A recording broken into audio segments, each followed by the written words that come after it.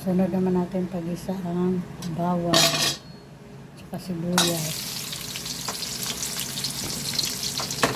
para sa pancit.